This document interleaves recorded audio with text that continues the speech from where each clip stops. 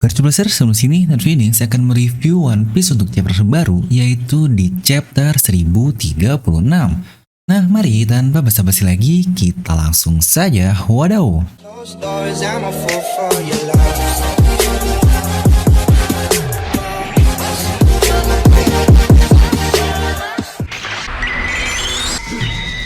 Nah, seperti biasa, sebelum lanjut video ini jangan lupa untuk subscribe dan juga nyalakan bel notifikasinya ya, karena kalian tidak akan tertinggal informasi menarik seputar One Piece hanya di channel Devil No Mi. Terpastikan sebelum kalian komen atau apapun, kalian menonton video sampai habis, jadi tidak ada informasi yang miss dan juga yang setengah-setengah. Dan buat kalian juga yang ingin merchandise channel Devil No Mi, kalian bisa langsung klik link di deskripsi video. Nah, akhirnya nih rilis edisi terakhir untuk tahun 2021 ini, yaitu di chapter 1036. Yang kita tahu lah ya, akhir tahun kemarin di 2020 ditutup dengan chapter 1000. Ya, setahun ada 36 chapter, ya peningkatan lah dari tahun 2020 yang cuma 33 chapter saja. Nah, biasalah ya, menjelang akhir tahun saya mau mengucapkan selamat Nataru alias Natal dan Tahun Baru, anjay. Padahal awalnya saya ngira ini Nataru itu Natal yang dibaca ala Jepang gitu. Kalau di Jepang Natal mungkin dibacanya Nataru, Natal, ya gitulah kurang lebih. Ya, buat yang udah biasa baca One Piece juga di akhir tahun gini pasti tau lah ya, majalah aslinya emang libur, tapi spoilernya bisa tetap rilis cepat nih seperti yang kita lihat saat ini. Nah, karena video ini juga akan sangat panjang karena chapter 1036 ini sangat padat banget dan sangat berbobot sekali. Jadi ya saksikan sampai akhir karena kita akan melihat banyak sekali hal menarik di chapter 1036 ini. Let's go! Oke, chapter ini akan berjudul The Way of Bushido is Found in Death. Atau mungkin lebih artinya seperti inilah, samurai itu dinilai dari bagaimana dia mati. Ya, ini sebenarnya saya kayak pernah nemu quotes-nya atau di One Piece atau di luar ya, lupa deh. Pokoknya intinya seperti itu nih untuk para samurai. Dimana untuk chapter kali ini tentu saja tidak akan lanjut cover story Germa karena pasti spesial Natal dan Tahun Baru diperlihatkan seluruh kru dari bajak laut topi jerami yang sedang bermain salju yang identik lah dengan akhir tahun. Dan chapter pun dimulai dari tepat apa yang terjadi di chapter lalu, terutama ketika Zoro yang berhasil menembus King sampai seperti itu yang menembus ke sayapnya. Di sini terlihat Zoro berada di belakang King di mana petir hitam masih keluar dari pedang Zoro. Mata King pun sudah memutih dan fiksi dari sini dia sudah kalah. Lagi-lagi satu chapter, tapi untuk babang Zoro ini serangan yang dikeluarkan memang out of the world banget. Buat yang mau tahu perbandingannya dari semua serangan yang pernah keluar di satu arc Onigashima ini, kalian bisa langsung cek ke video ini saja. Di sini kita lihat sedikit flashback antara King dan Kaido, di mana King berkata Kaido-san tepat saat di kesadaran terakhirnya. Di mana di flashback ini terlihat jelas beberapa tahun setelah mereka bersama, karena di sini King tidak sebocil dahulu. Dia pun di sini sudah menggunakan pakaian serba hitam yang kita lihat sekarang. Tapi dia masih belum menggunakan topengnya nih, atau dia lagi melepas topengnya saat berbicara berdua dengan Kaido, ya tidak tahulah. Tapi di sini yang jelas Kaido masih belum punya kumisnya, yang berarti timelinenya sebelum dia datang ke Wano Kuni, antara 38 sampai 24 tahun yang lalu lah. Nah, dimana di sini Kaido bertanya kepada King, "King, apa kau masih berpikir jika aku adalah Joy Boy? Kau masih berpikir aku akan menciptakan dunia yang kau inginkan?" Worororo. Dan dijawab oleh King di sini, legenda hanyalah sebuah legenda saja. Saat ini aku tidak peduli dengan hal itu. Saya bisa ada saat ini terima kasih kepadamu. Jadi tetaplah menjadi yang terkuat dan saya pun tidak akan kalah sampai saya membuatmu menjadi raja bajak laut. Waduh, gila banget nih kata-kata King di sini. Dimana dua page singkat mengenai flashback dari King ini berarti sangat banyak sekali. Lalu flashback dari King bahas tentang Lunarian dikit lah, mengubah dunia juga, dan sebutan King sebagai tangan kanan dari Kaido. Sekarang di satu page juga, di sini dibahas Joy Boy, legenda juga terkuat, dan Raja Bajak Laut, semuanya dibahas di dua page singkat doang mengenai masa lalu dari King ini. Wah, ini sih kalau dibahas lengkap bisa jadi satu video khusus, mungkin kita akan bahasnya nanti di analisis saja ya. Serta satu hal yang lagi-lagi bisa kita dapat dari sini adalah dalam itulah hubungan antara King dan Kaido bukan hubungan anak buah biasa seperti yang kita lihat dari jauh lah, atau mungkin mirip seperti Katakuri dan Big Mom. Tapi di sini mereka berdua ini benar-benar first and second man, gila banget nih keduanya. Dimana di sisi lain kita pun dapat sekilas flashback dari Zoro bersama Luffy, dimana ini adalah salah satu momen yang menurut saya sangat merinding parah dan epic banget sih, yaitu ketika Zoro kalah dari Mihawk di Baratie lalu, yang bahkan di situ ada Sanji dan Usopp, 4 fondasi kru topi jerami, dimana 2 Zoro dan Sanji sebagai sayap dan Zoro sendiri sebagai second man dari Luffy Senjo. Wah, ini sih gila banget. Dimana sambil nangis di situ Zoro berkata, sampai hari dimana saya mengalahkannya untuk menjadi pendekar pedang terhebat, lagi-lagi Kanji Daikengo keluar di sini, saya tidak akan kalah lagi. Kok masih ada masalah dengan itu, hei Raja Bajak Laut? Dan dijawab oleh Luffy, tentu saja tidak. Dimana penyebutan Raja Bajak Laut dari pihak lain sebanyak 2 kali dalam satu chapter. Ini ngaco banget. Nah, buat yang penasaran juga nih terkait King atau Katakuri, pasti udah banyak sih yang banding-bandingin siapakah yang lebih kuat. Dimana saya sudah ngebahas di video ini, jika Zoro lawan Katakuri, siapa yang akan menang? Mungkin kalian bisa langsung cek saja. Dan muncullah satu panel luar biasa epik dari Babang Zoro dengan petir hitam masih keluar dari pedangnya sambil dia berkata, jika saya harus menjadi seperti itu, oke, maka biarlah. Aku akan menjadi raja dari neraka, King of Dale. Wah, ini ngaco juga. Jangan-jangan sebutan Rayleigh sebagai The Dark King pun ada backgroundnya, dan Zoro pun akan menjadi The Hell's King. Waduh, gila. Di sini Zoro menggunakan serangannya untuk memantulkan dirinya kembali ke Onigashima di udara. Ya, miriplah seperti yang dilakukan sebelumnya juga. Apa dengan ini bisa kita katakan jika Zoro cukup kuat nih untuk terbang, ya mungkin hanya butuh sedikit effort lah dibandingkan yang lainnya. Dimana King tetap tidak sadarkan diri dan terjatuh dari Onigashima. Pemenang dari tengkorak kanan adalah Zoro. Ya benar, dimana tengkorak kiri sebelumnya oleh Sanji. Emanglah sayap Raja Bajak Laut ini meratakan bagian kanan dan kirinya. Tapi sejujurnya kirain Zoro bakal ikut nolong King sih untuk ngebawanya ke Onigashima sebagai bentuk respect Zoro, tapi ternyata enggak, jadi ya oke lah. Lanjut, Bawang berkata King telah dikalahkan. Dimana ternyata satu si Pinol yang lain tetap berada di ruangan tersebut, mungkin untuk memberi informasi ke si Pinol yang mengejar Robin.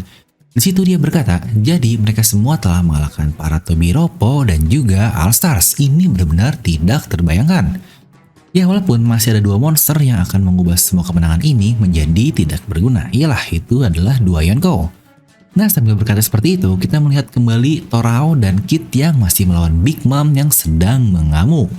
Di sini narator memberikan beberapa review terkait apa aja yang terjadi di Onigashima.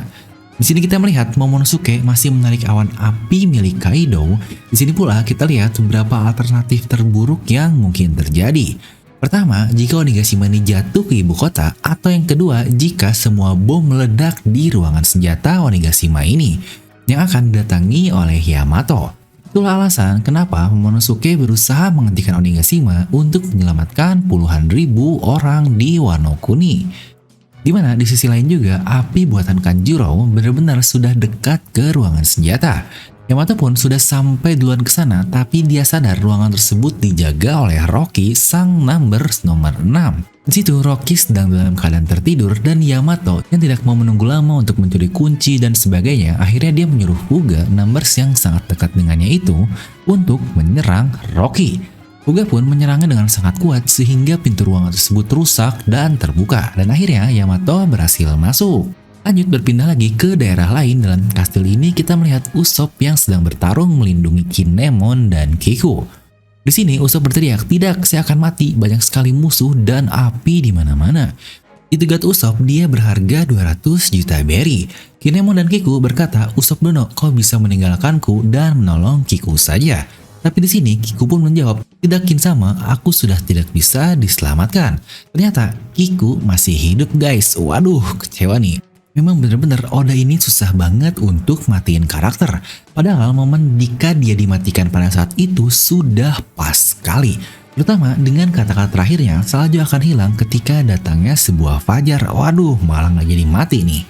Usopp yang mendengar hal itu sangatlah marah banget nih. Pokoknya di sini Usopp marah pol pokoknya. Oke, saya akan meninggalkan kalian berdua seperti yang kalian mau. Jika seperti itu, untuk apa sekarang saya ada di sini ha? Kenapa kalian para samurai sangat ingin untuk mati? Kinemon dan Kiku pun kaget mendengarnya. Tapi di sini Usopp masih melanjutkan. Apalah gunanya harakiri kayak harga diri lah, saya tidak menyukai adat kalian sama sekali. Saya selalu memilih untuk hidup seberapa buruk pun keadaan yang saya terima. Bahkan jika harus merendahkan diri, saya akan terus hidup, hidup, dan hidup. Di mana saya selalu berhasil selamat dan itulah alasan kenapa saya ada di sini. Aduh, jadi ikutan kesel nih bacanya karena ya memanglah itu benar-benar kata yang menurut saya sangat benar sekali. Ya well speech banget lah dari Usopp Sensei. Mantep banget pokoknya. Apalah harga diri kalau emang sebenarnya masih bisa diselamatkan, bisa dikatakan jika itu malah mati konyol. Ini benar-benar tolol banget.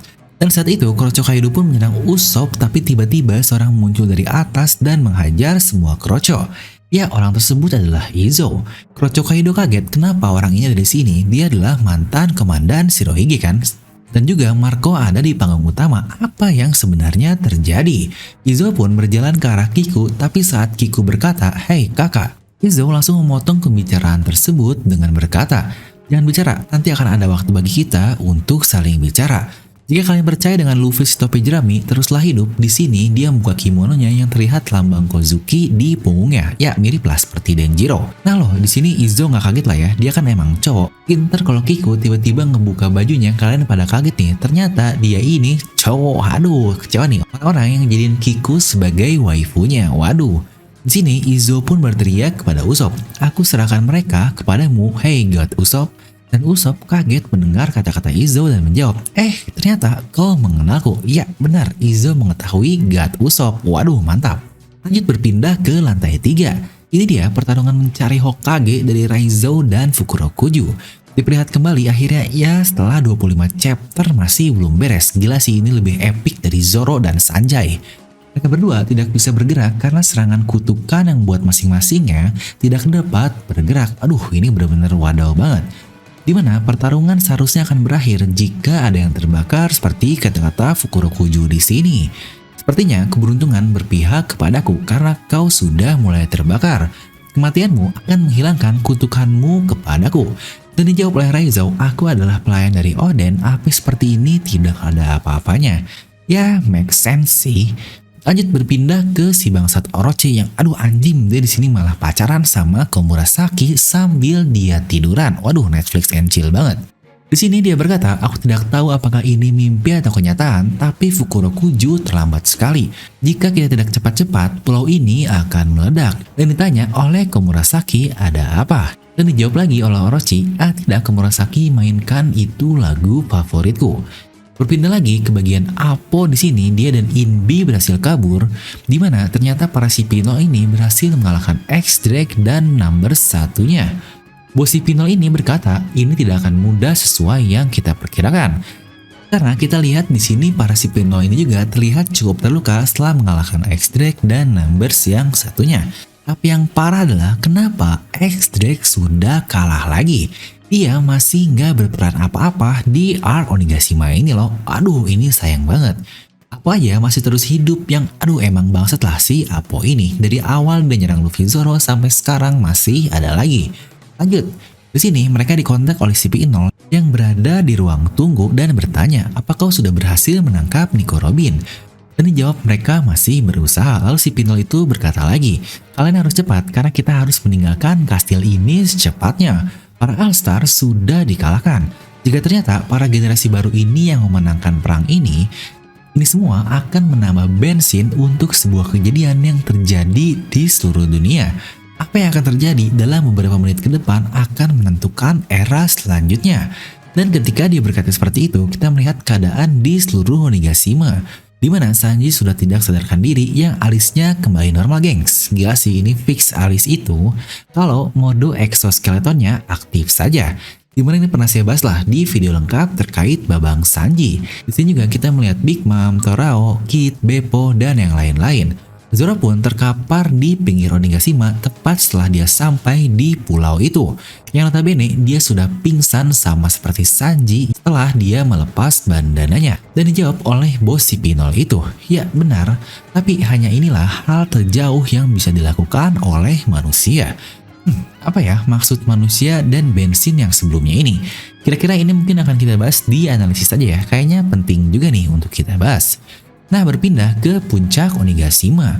Pertarungan Luffy dan Kaido masih berlanjut di mana serangan-serangan dengan di-infuse Housoko no Haki terus dilakukan. Terlihat Luffy berkali-kali mau menyerang Kaido tapi dimentahkan oleh Kanabonya. Di sini pun Kaido berhasil memukul kepala Luffy dengan Kanabo yang diinfuse House Kuno Haki karena serangannya tidak kena. Tapi Luffy tidak menyerah dan dia membalasnya dengan Rock Gun-nya. Ya, nama jurus baru nih, bukan Red Rock, bukan juga pistol, tapi Rock Gun. Luffy menonjok Kaido tepat di mukanya yang keduanya pun bersamaan terjatuh. Luffy dan Kaido sesudahnya malah saling ketawa di sini hingga akhirnya saling melihat dan saling berkata masing-masing. Luffy berkata, ini semakin menarik. Dan Kaido pun menjawab, ya sama juga untukku. Waduh, another fight Luffy versus Katakuri nih. Kayaknya untuk Kaido versus Luffy juga. Ya selain kemiripan antara Kaido dan Katakuri yang udah mirip banget. Ini gila sih. Semoga mereka saling respect lah di akhir perang ini atau mungkin saat kemenangan Luffy nanti. Wah, ini chapter bener-bener sesuai prediksi saya yang saya bahas di prediksi One Piece 1036 lalu. King kalah nggak akan langsung ke Luffy versus Kaido, pasti akan diperlihatkan dulu keadaan Onigashima dan yang lain-lain, hingga akhirnya mungkin sedikit diperlihatkan antara Luffy dan juga Kaido. Yang itu adalah pola yang selalu Oda lakukan di setiap arc yang ada sebelumnya. Dan itulah untuk review kali ini. Panjang banget ya, soalnya emang banyak banget yang dibahas di satu chapter ini. Kalau Oden, a golden hour saat direbus. Kalau Luffy ini kemungkinan a golden minutes, beberapa menit yang akan menentukan masa depan era ini, anjay. Nah inilah chapter gila yang sudah lama banget nih gak muncul chapter yang segila ini. Setelah sekian lama, akhirnya banyak hal penting dari flashback dan isinya, waduh padet, pokoknya padet banget lah dan kompleks banget. Jadi akan saya beri nilai 9,5 dari skala 10. Kira-kira menurut kalian berapa nih nilai untuk chapter ini? Langsung tuliskan di kolom komentar ya. Dan satu hal penting juga, minggu depan libur. Ya udah tau lah ya, karena Natal dan akhir tahun. Jadi biasanya weekly shonen jamnya pasti akan libur. Kita akan ketemu lagi di review minggu kedua di Januari. Wadaw! Serta buat kalian juga yang ingin investasi untuk saham luar negeri atau mungkin ingin coba-coba kripto, bisa langsung buka link di deskripsi di bawah ya. Yuk kita cuan bersama, asik! Nah, semoga kalian terhibur dengan video ini. Like aja kalau kalian suka, dislike aja kalau nggak suka. Jangan lupa untuk subscribe dan juga share video teman kalian. Gue Devil pamit, and I'll see you guys next time.